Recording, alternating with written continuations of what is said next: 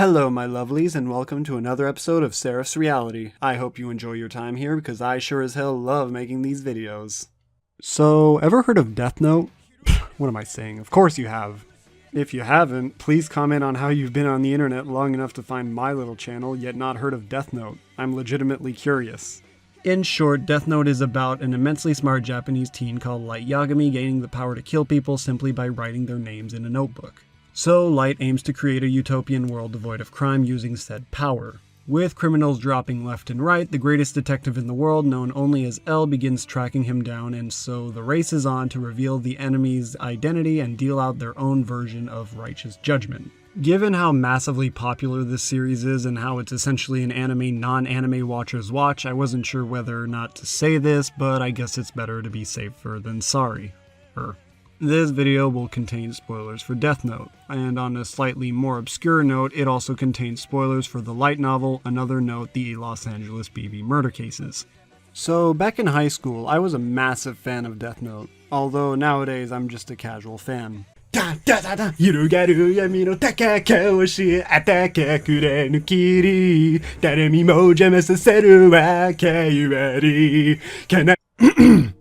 As I was saying, I read the series several times and I just loved the mental conflicts between Light and L. Although I really enjoyed Light's descent from the idealistic teen to the egomaniacal madman he ends up becoming,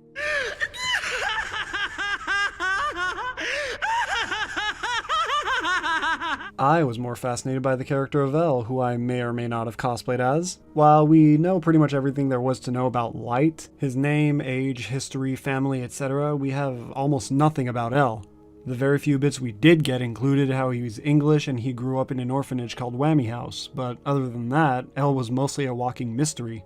It was then that I found out that there were light novels that stemmed from the Death Note franchise. There was L Changed the World, a novel adaptation of the film, and Another Note, the Los Angeles BB murder cases. Between these two, Another Note was definitely the one that caught my eye, as it was canon. Not only did L mention the events of the book in both the manga and the anime, So it's her. She's from the Los Angeles BB murder case, that's right. She was working under me. but the writer of the manga himself, Oba Tsugumi, confirmed its canonicity in the 13th volume, How to Read. He encouraged readers to pick up the novel to learn more about the Los Angeles BB murder case and even expressed his desire to see the author of Another Note, Nisio Isin, write more plots of L's cases before the events of Death Note. So, like the Death Note fanboy that I was, and potentially still am, I got my hands on a copy of Another Note and finished reading it that very same day. By the end, I became very interested in the antagonist of the novel, Beyond Birthday. Note, I'll be using the acronym BB for brevity's sake. In the novel, we get more information about the structure of the Whammy House. BB became the next apparent successor to L as A didn't hang around at Whammy's house for too long. There's a bit of dark humor for those of you who know A's ultimate fate. Anyways, BB was the golden boy of Whammy's house for a while until he left. And around the time he left, murders started appearing. As you can probably guess, BB was behind the murders, and thanks to the aid and detective prowess of Naomi Misora, L captured BB. That's the basic overview, but for the purpose of this video, I'm gonna have to go into more detail. You see, during Misora's investigation, she met a quirky man. He had long black hair with bags under his eyes, a long-sleeved white shirt, and jeans. The man acted rather strange, often biting his thumbnail, walking hunched over, and sitting with his knees to his chest. The man identified himself as Ryu Ryuzaki.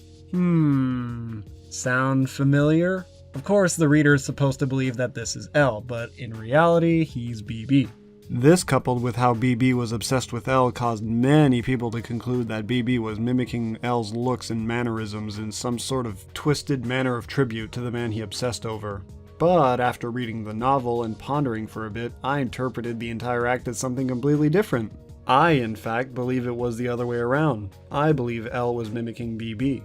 I admit that's a pretty big claim, so I'll try to make my case. First, I find it hard to believe that L would show his true self to the NPA, and given how he is, would instead present himself as a persona different from his true one. L had no intention on losing this fight against Kira, and when the case was over and everyone went home, he would go back into hiding. He's already said that he took care of any and all photos of himself, and I believe that he does do the same with anyone that ever saw him, save for Watari. Of course, I'm not saying he would kill those that saw him, but would instead simply not present himself as his true self, but as someone else. They even jab at this a little during Light and L's conversation in the coffee shop. Light says that L is so weird and unlike anything people would believe L to be that he has to be the true L. L then responds with, "And what are the odds that L took that into account when choosing me?" Light concedes that the odds of that are very likely. L is aware that he looks bizarre, and Light points out that such ridiculousness is too strange to not be real. But Light also acknowledges that L could be banking on people thinking that, and that the way L acts could make for a good disguise to hide the true L. On a side note, L is not new to taking on the identities of other people.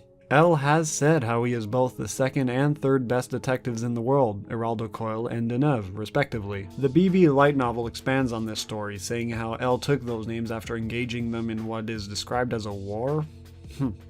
And he emerged victorious of said war. Although there's definitely a logical and rational reason for taking on a different identity to hide your true one, why did he pick this one?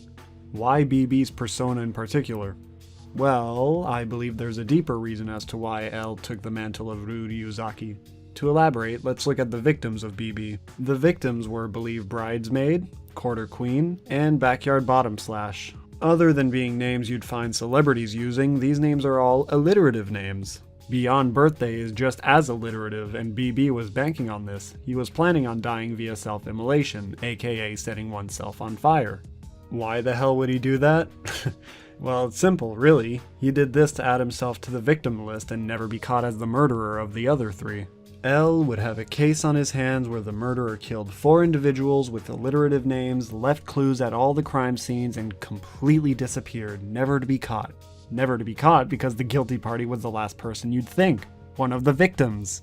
If it weren't for Naomi, who stopped BB from dying post-self-immolation, L would have never solved this case because it would have been impossible to do so. There was no one to catch. BB outwit L, and L would have been chasing a ghost. L knew that the case may have been solved, but he lost the mental duel. And I believe that L respected this about BB. Let's look at Death Note.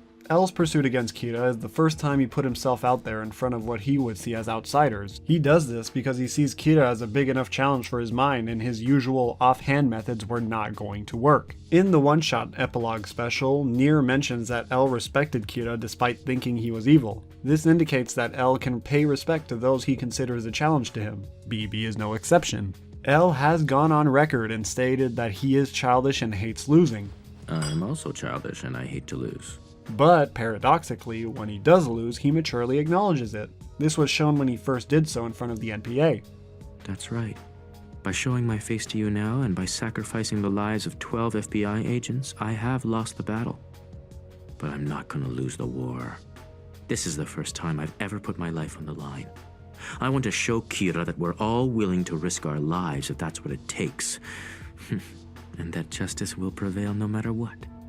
Respecting BB's memory and acknowledging his single mental loss in a way that no one would recognize is a way I can see a self-proclaimed sore loser like L going about doing so. Honestly, I was always puzzled by those that went with the theory that BB based his persona and appearance off of L. We've seen how the children of Whammy House interact with L, the usual situation where the laptop screen is showing the infamous L while L can see and hear all of those in front of the laptop. No one can see his face. Being obsessed with L, BB would have definitely participated anytime L would quote-unquote visit Whammy House. That's where L would have seen BB, how he acted, on top of the descriptions Naomi gave him during the novel. But what's most important about the interactions BB would have had with L was that BB would have had no way of knowing what L looked like or any of his mannerisms. It would have been impossible for BB to know enough about L to perfectly replicate. So, my lovelies, what's more likely? That BB was able to mimic a man whose appearance and mannerisms he couldn't have possibly known? Or L was just honoring the first man to outsmart him, as well as using that very same method of respect to hide his true identity? This L copied BB theory was something I've held for quite a while, and in writing and doing research for the script, I came across something that, admittedly, debunked the entire theory. I present to you, L, the Whammy's House. This short prequel chapter was written and drawn by the original duo, Oba and Obata, and depicts L as he was when he was a child. As you can see, he's exactly like he was in the Death Note storyline. As L was like this to begin with, this chapter acts as quite the wrecking ball to my entire theory, and I fully admit, it debunks a lot of what I've constructed here. However, like L, I am pretty childish and don't give up so easily. While I admit that this chapter destroys the chances of L having copied BB, that's only applicable to the manga L. It's important to note that the Death Note manga and anime have different continuities, with the former taking place between 2003 and 2011, if you count the epilogue chapter, while the latter takes place between 2006 and 2013.